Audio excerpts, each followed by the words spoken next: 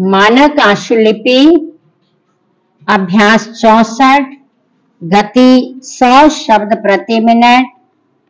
Start.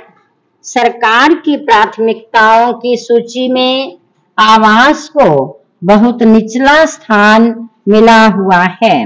5वीं योजना के प्रति दृष्टिकोण में लोगों की मूल आवश्यकताओं को पूरी कर सकने का दावा किया गया है, लेकिन आवास और शहरी विकास की कोई राष्ट्रीय नीति नहीं बनाई गई है, जबकि दक्षिण अमेरिकी देशों ने कम खर्च के मकान बनाने के काम में बड़ी प्रगति कर ली है।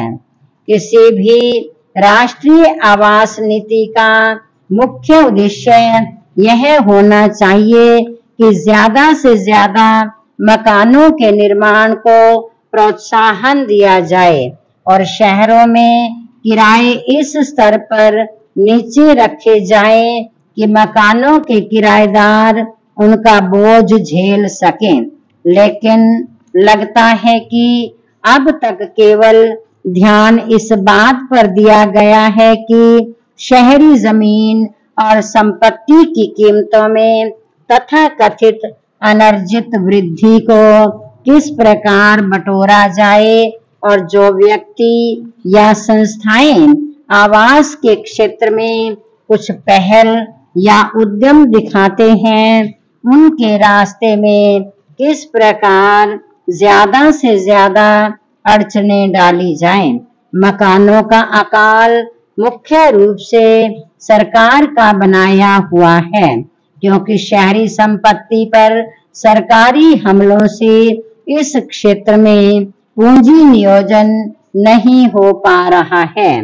पैरा संयुक्त राष्ट्र के एक अध्ययन में कहा गया है कि सन 2000 ईस्वी में विश्व की जनसंख्या दुगनी होकर 7 अरब हो जाएगी और इसमें से 60% लोग शहरों में रह रहे होंगे, जबकि 1960 में 40% आबादी शहरों में थी। यानी इस शताब्दी के अंत में 10 में से 6 व्यक्ति नगरों में निवास कर रहे होंगे। ग्रामीण क्षेत्रों से जनसंख्या को शहरों में ले जाने के बजाय ग्रामीण क्षेत्रों का शहरीकरण ही स्थायी हल दिखाई देता है।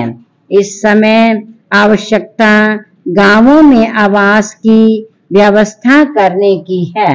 साथ ही शहरी क्षेत्रों में गंदी बस्तियों की सफाई की योजनाएं सुचारू बनाने की भी जरूरत है। शहरों में मकानों की कमी लगातार बढ़ती जा रही है, क्योंकि मकानों का निर्माण धीमी गति से हो रहा है। आवास के क्षेत्र में निजी पूंजी नियोजन के आकार के बारे में अविश्वसनीय जानकारी के अभाव में देश में आवास की स्थिति को सही तौर पर स्पष्ट नहीं किया जा सकता।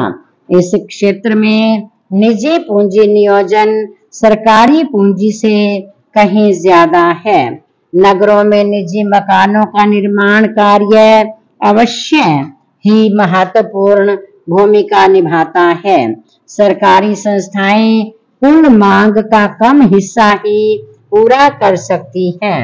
सरकारी नेता प्राय निजी क्षेत्र की इस बात के लिए आलोचना करते हैं कि उसका ऐश्वर्यपूर्ण और बहुमूल्य मकानों के निर्माण में खर्च हुआ है।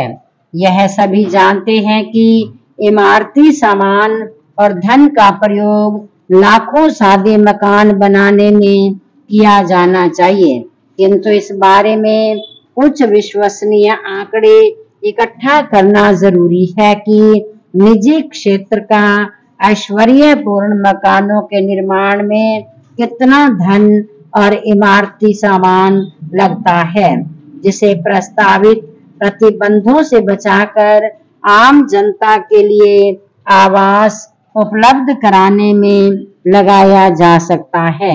लगता है कि सरकार वास्तविकता का सामना करने के लिए तैयार नहीं है।